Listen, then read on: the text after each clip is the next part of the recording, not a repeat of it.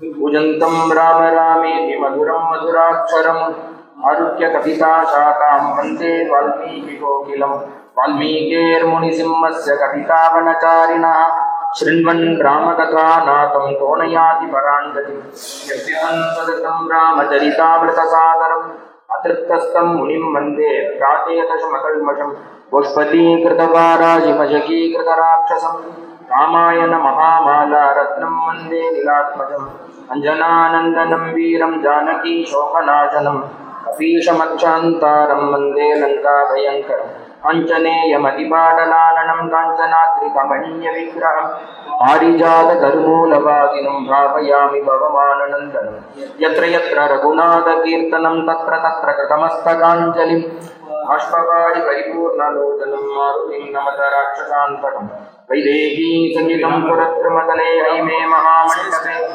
मध्ये पुष्पकमासने मणिमये वीरासने संस्थितम् अग्रे वाचयति प्रभञ्जनसुते तत्त्वं मुनिभ्यः परम् व्याख्यान्तं भरतादिभिः परिवृतं रामं भजे श्यामळम् नमोऽस्तु रामाय सलक्ष्मणाय देव्यै च तस्यै जनकात्मजायै नमोऽस्तु रुद्रेन्द्रयमानिलेभ्यो नमोऽस्तु चन्द्रार्कमनुष्वनेभ्यः धर्मात्मा सत्यसन्धश्च रामो दाशरथिर्यदि पौरुषे च प्रतिद्वन्द्वं शनैनं जहिरावणिम् श्रीरामस्य कथा प्रसंग समये वल्मीकजन्मा स्वयं श्रीकृष्णामृतगानवर्गसमये वैयासकिस्रोऽभवत् श्रीपुण्यप्रद भारत प्रवचने व्यासेन तुल्यो गुरुः स्कान्दे स्कन्दसमान एव सभौ योऽनन्तरामो इति भक्तवात्सल्यजलधे परमानन्दरूपिणः अस्मदाचार्यराजस्य प्रपन्नोऽस्तु पदाम्बुजं प्रियम्बकपुराधीशं गणाधिपसमन्वितं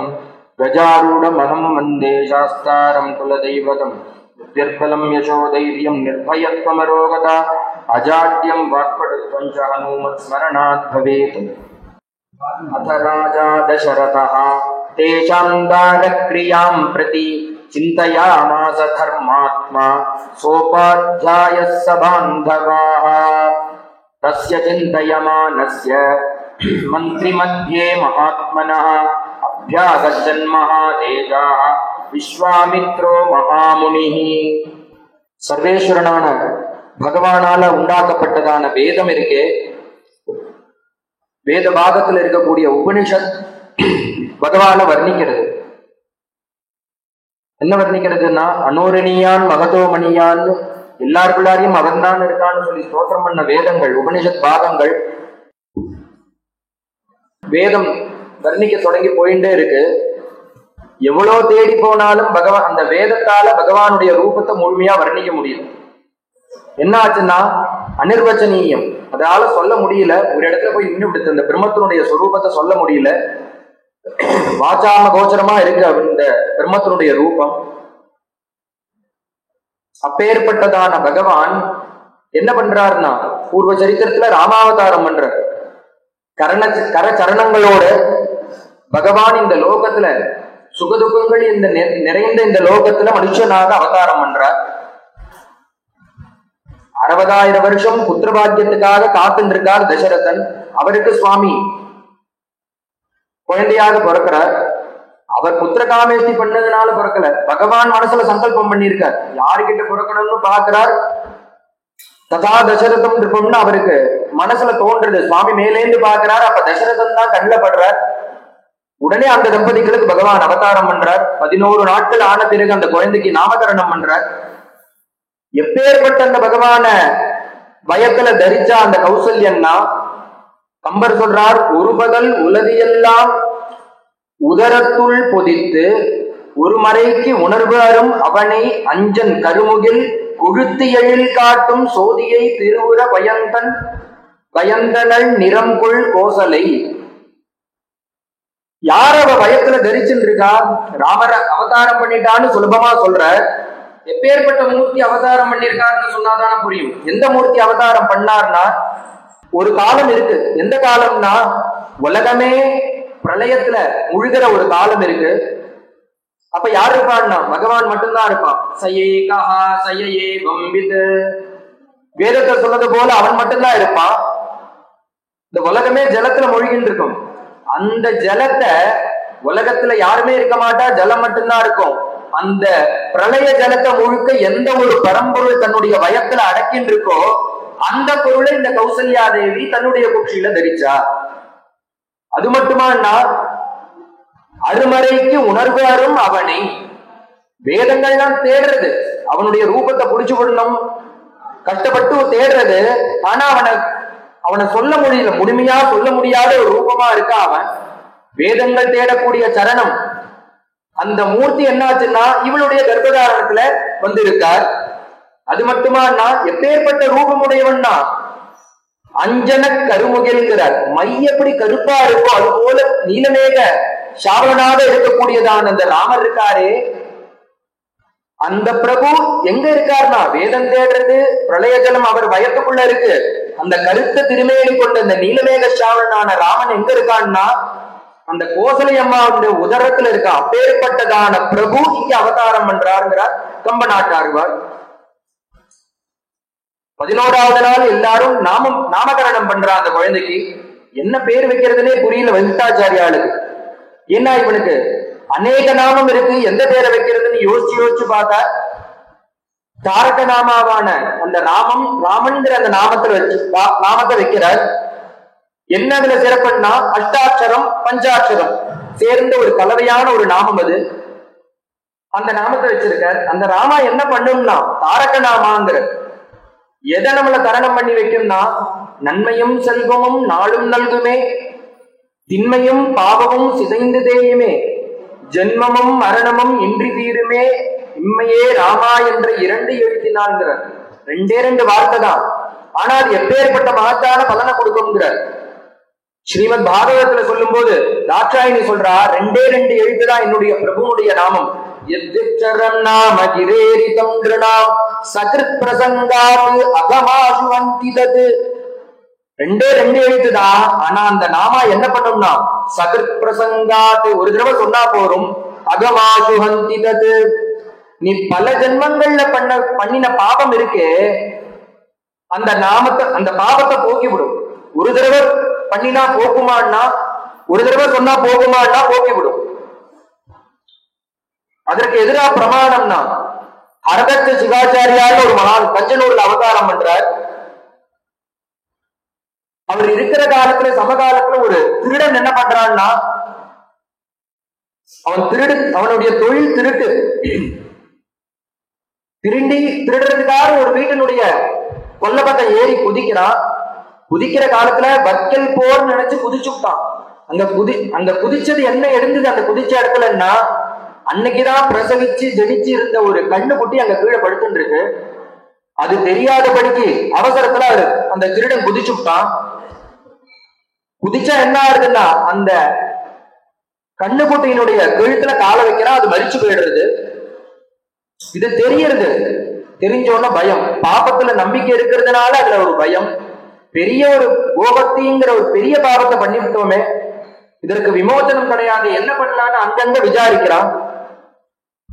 உடனே எல்லாரும் ஏகோபிச்சு என்ன சொல்றான்னா இதற்கு உனக்கு பரிகாரம் கிடைக்கணும்னா நேரா தஞ்சனூர் போ. வைஷ்ணவ குலத்துல பிறந்திருக்காரு, ஆனா பரமேஸ்வரன்ட்டு அப்படி ஒரு ஈடுபாடு. அவர்கிட்ட போனேன்னா இதற்கு ஒரு வழி கிடைக்கும்ங்கிறா. உடனே அங்க இங்குமா அலைஞ்சு தெரிஞ்சு அந்த அவரை பாக்குறதுக்காக அந்த கஞ்சனூர் கஷேத்திரத்துக்கு வரார்.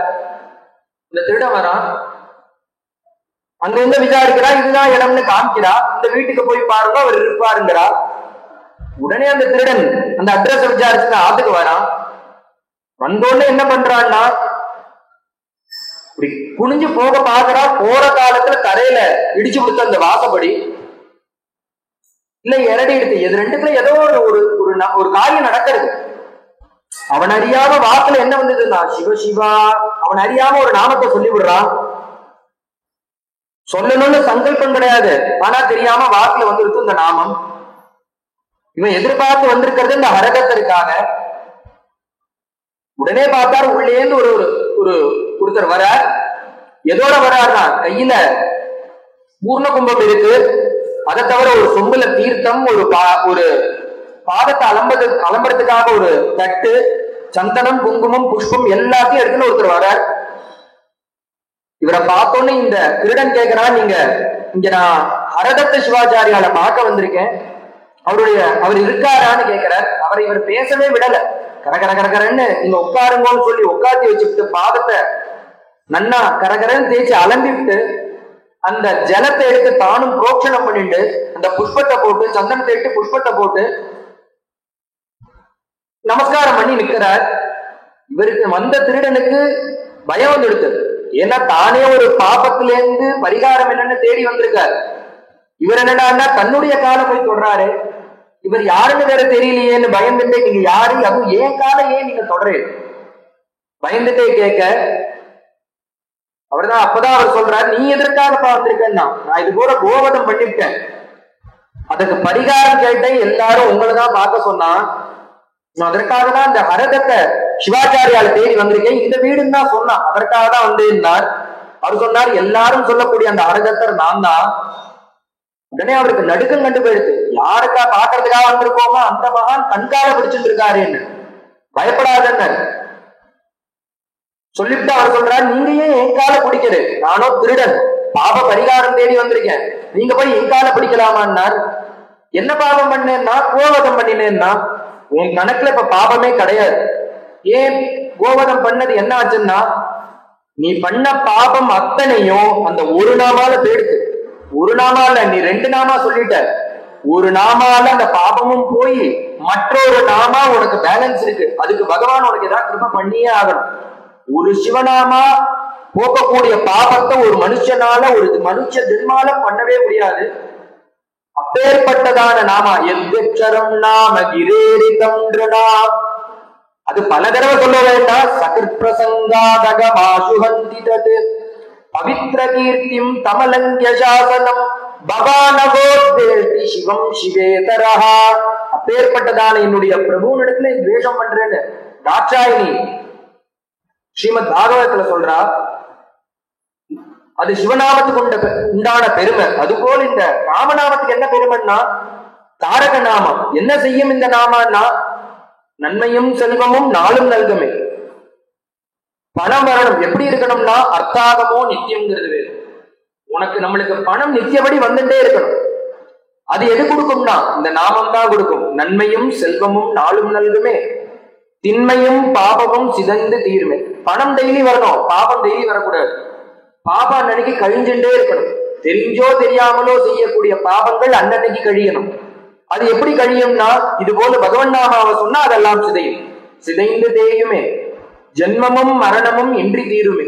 எதற்காக இவ்வளவு கஷ்டப்படுறோம் நம்மன்னா, எல்லா ஜீவராசிகளுக்கும் என்னன்னா, பிறந்துட்டோம், இனிமே என்ன ஒரு லட்சியம் இருக்கும்னா, பிறக்கிறதுக்கு முன்னாடி கர்ப்பத்துல இருக்கும் போது அந்த குழந்தையா இருக்கிற காலத்துல அந்த குழந்தை பிரார்த்தனை பண்ணுமா, கர்ப்பத்துல இருக்கக்கூடிய சிசு பிரார்த்தனை பண்ணும், தெரிஞ்சோ தெரியாமலோ நான் ஜெனிக்க போறேன், இனிமேல் கொண்டு எனக்கு இந்த ஜென்மா வேண்டாம்.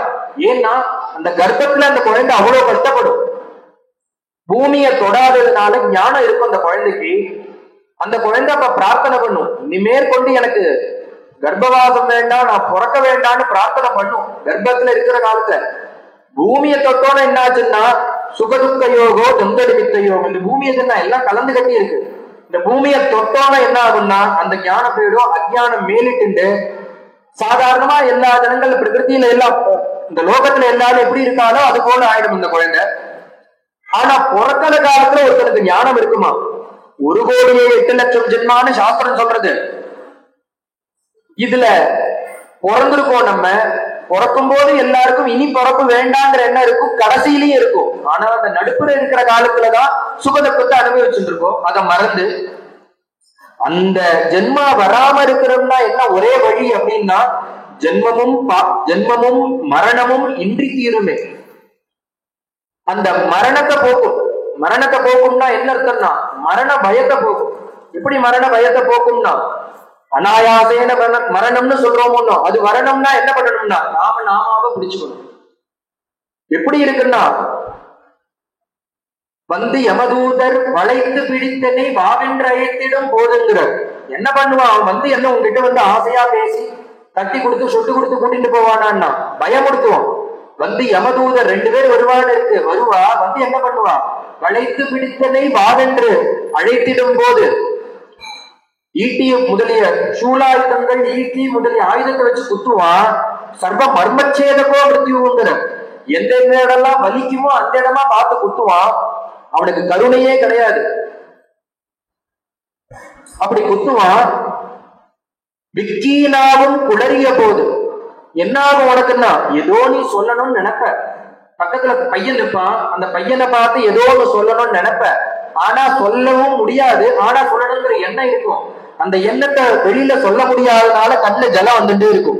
விக்கீனாவும் குளறிய போது, பக்கத்துல இருந்து பந்துக்கள்லாம் என்ன சகசரநாம சொல்ல போறாளா இல்ல ராமநாமா சொல்ல போறாளா, எந்த நாமத்தை சொல்ல, ஒன்னும் சொல்ல மாட்டா. என்ன செய்வான்னா, பக்கத்துல நின்று அப்பா என்கிட்ட நிறைய சொத்துக்கள்லாம் இருக்கு, பிரிச்சு கொடுக்குறேன்னு சொன்னாரு, ஆனா ஒண்ணுத்தையுமே பங்கீடு பண்ணாம அவர் சீக்கிரம் கிளம்புறாரு அப்படிங்கிற ஒரு எண்ணம் தான் இருக்குமே தவிர அவருக்கு மோட்சத்துக்கு என்ன உபாயம்னு தேட மாட்டா யாரும்.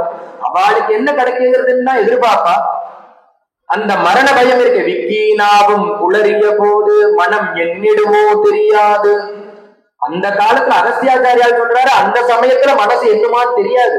அதனால என்னன்னா, அப்போதைக்கு இப்போதே சொல்லி வைப்பேனேங்கிறார். அதனால நான் இப்பயே சொல்ல ஆரம்பிக்கிறேன். ஏன்னா அந்த காலத்துல நம்மளால சொல்ல முடியாத ஒரு கட்ட மாதிரி கிடைப்பாராம். உடம்புல எந்த ஒரு பிராணன் இருக்குமே தவிர எந்த ஒரு அவஸ்தையும் தெரியாது, ஜடம் போல இருக்கும். அந்த சமயத்துல நம்ம அபியாசம் இருந்து அதுவா பண்ணியாதான் உண்டு. இது போலன்னா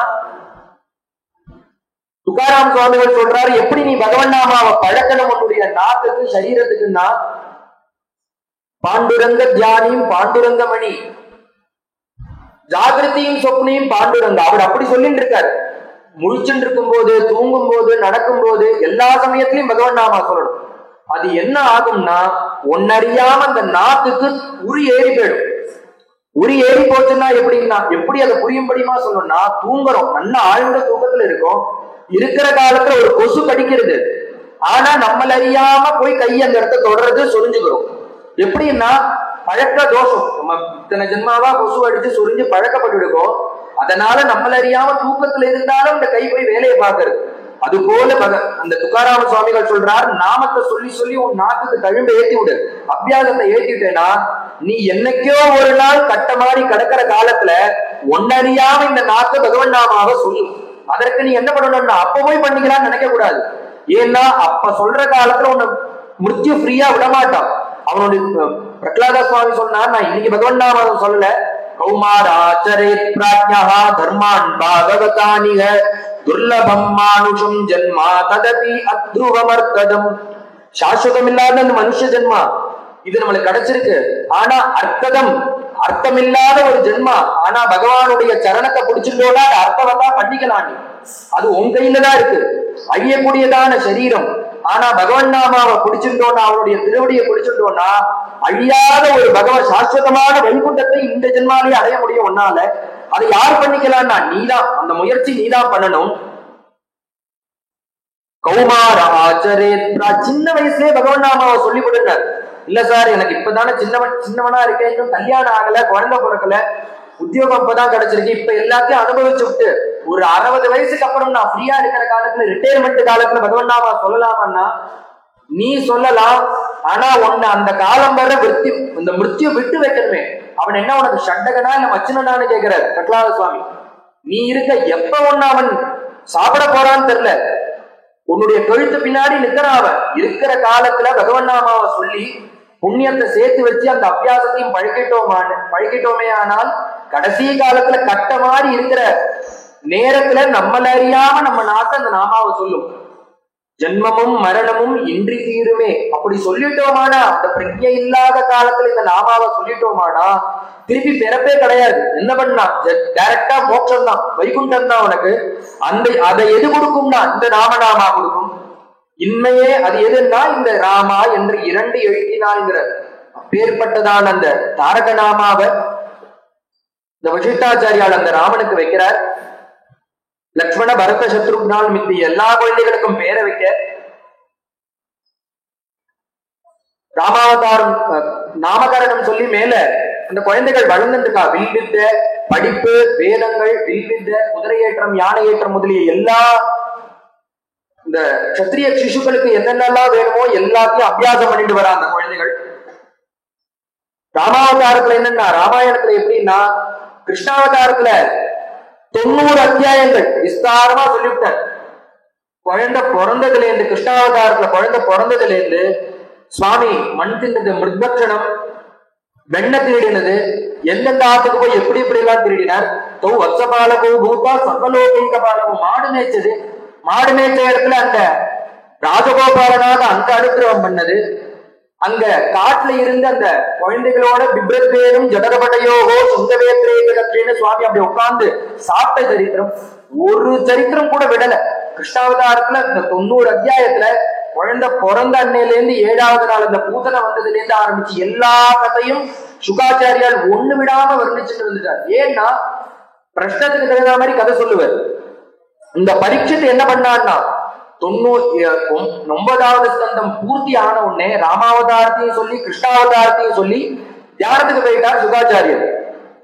உடனே பார்த்தார் பரீட்சத்துக்கு கவலை வந்துருக்கு. ஏன்னா என்ன கர்ப்பத்தில் நான் எதை நம்பி இங்க வந்திருக்கேன், கங்கா தீரம் ஓடி வந்திருக்கேன், உங்ககிட்ட கதை கேட்கணும்னு வந்திருக்கேன்.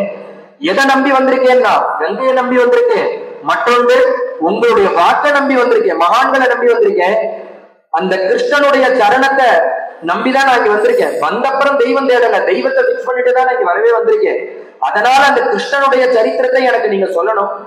சுருக்கமா சொல்லிவிட்டு, சுருக்கமா சொல்லக்கூடாது, விஸ்தாரமாக சொல்லணும். அவர் அப்பயும் கண்ண துறக்கல. எந்த சரித்திரம்னா எங்க தாத்தாக்களை ரட்சணை பண்ணதே அந்த சரித்திரம். அப்பயும் சுகாச்சாரியால் கண்ண துறக்கல. தாத்தாவுதான ரட்சணை பண்ணது, உனக்கு என்னன்னு கேட்காத, என்ன எங்க அம்மாவை ரட்சணை பண்ணது, எங்க அம்மாவை மட்டுமானா என்னையே ரட்சணை பண்ண சரித்திரம். ஏன்னா கர்ப்பத்துல போய் பாகி பாகி மகாயோகின்னு அவன் அம்மா ஸ்தோத்திரம் பண்றா. பகவான் என்ன பண்றாரு, கதையை எடுத்துட்டு சங்கரத்தை கதையை எடுத்துட்டு அஸ்திரதேவஸ்வ கதையான உள்ள போய் கர்ப்பத்துல இருக்கக்கூடிய அந்த 7 மாச சிசுவான பரீட்சத்தை காப்பாத்துறாரு பகவான். அத சொல்றாரு இங்க பரீட்சித்து. என்னையும் ரச்சனை பண்ணதான அந்த கிருஷ்ண சரித்திரத்தை நீங்க எனக்கு விஸ்தாரமாக சொல்லணும்னு எப்படி, எனக்கு இந்த கதையில அலுப்பு வந்துடுதுன்னு நினைச்சு நீங்க நினைக்காதீங்க. எனக்கு கதையில அலுப்பே கிடையாது. இல்ல பசிதாகம் வந்துடுது, நான் ஞானி, எனக்கு பசிதாகம் கிடையாது, உனக்கு பசிதாகம் இருக்கும், நீ ராஜாதான ராஜாதான போய் சாப்பிட்டுவான்னு இடைவெளி கொடுக்குறேன்னா அதுவும் எனக்கு தேவையில்லை. வந்து 7 நாள் 6 நாள் 5 நாள் பூர்த்தியா இருக்கு, 6வது நாள் இது. போட்ட கால பிறக்காம நானும் கதை கேட்டு இருக்கேன். யாரு கதை கேட்கிறான், நான் கதை கேட்கிறேன். ஏன் நான் சொல்றான்னா, எதற்காக இந்த கங்கா தீரம் வரும்படியா ஆச்சுன்னா, ஒரு பசிதாகம் மேலிட்டு ஒரு மரிச்ச பாம்பு எடுத்து அந்த ஷமீகர்ங்கிற ரிஷியினுடைய கழுத்துல போட்டு அவருடைய பிள்ளையான சிருங்கிங்கிறவர் சபிச்சார். அதனாலதான் இந்த பாவமே, அந்த சாபமே அவருக்கு வந்தது. நான் கங்காதீரை எதற்கு ஓடி வந்தேன், புண்ணியம் உண்டு புருஷார்த்தம் உண்டுன்னு ஓடி வரல. சாபம் வந்துடுது. சாபம் வந்து ஜீவன் போக போறது. ஜீவன் போற காலத்துல பரலோகத்துக்கு என்ன கத்திட்டு தேடிட்டு இருந்தேன். அப்பதான் கங்கையை நம்பி உங்க மகான்களை நம்பி வந்தேன். பசியினுடைய தாகத்தினுடைய பசியினுடைய துக்கம் எனக்கு, அதனுடைய கஷ்டம் எனக்கு நன்னாவே தெரியும். அதனாலதான் அதுக்காக நீங்க எனக்கு இடைவெளி கொடுக்க வேண்டாம். அதை நம்பி நான் அது எனக்கு எதுவும் பண்ணாது. அந்த பசிதாகமும் போறது போல நீங்க ஒரு அமிர்தத்தை எனக்கு கொடுத்துட்டு இருக்கேன். பிபந்தம் தொன் முகாம்போஜாது சுதம் ஹரிகதாமிருதம், பகவத் குணங்கிற ஒரு அமிர்தத்தை எனக்கு நீங்க பரிசனை பண்ணிட்டு இருக்கேன். அதை சாப்பிட்டு இருக்கேன். அதனால எனக்கு பசியும் இல்லை, தாகமும் இல்லை, தூக்கமும் இல்லை, சரீர களைப்பு எதுவுமே இல்லை. அதனால மேல நீங்க விஸ்தாரமாக இந்த கிருஷ்ணனுடைய சரித்திரத்தை சொல்லணும்னு பிரார்த்தனை பண்ண. 13 ஸ்லோகங்கள்ல பிரஷ்னம் பண்ணார். 13 ஸ்லோகங்கள் பிரஷ்னம் பண்ணதுனாலேயே எத்தனை அத்தியாயம் கிருஷ்ணாவதாரம்னா 90 அத்தியாயங்கள் கிருஷ்ணாவதாரம் விஸ்தாரமாக சொல்றார் சுகாச்சாரியர். பாலலீலையில ஒண்ணு கூட விடல. ஏன்னா இந்த பிரஷ்னம் அப்படி இருக்கு. அதனால கதை அதுக்கு தகுந்த மாதிரி இருக்கும். 90 அத்தியாயங்கள் விஸ்தாரமாக குழந்தை விளையாடுனதுல இருந்து ஒரு லீலையை விடாதபடிக்கு சொல்லி இருக்க.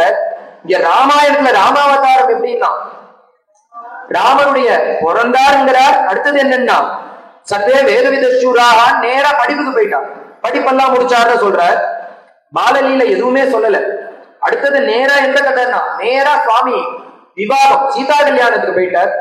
அத ராஜா தசரதா தேஷாம் தார கிரியாம் பிரதி சிந்தயாமாஸ தர்மாத்மா சோபாத்யாயஸ்ஸ பாந்தவா தஸ்ய சிந்தயமானஸ்ய மந்திரி மத்யே மகாத்மனः அபியாகச்சன் மகாதேஜா விஸ்வாமித்ரோ மகாமுனி.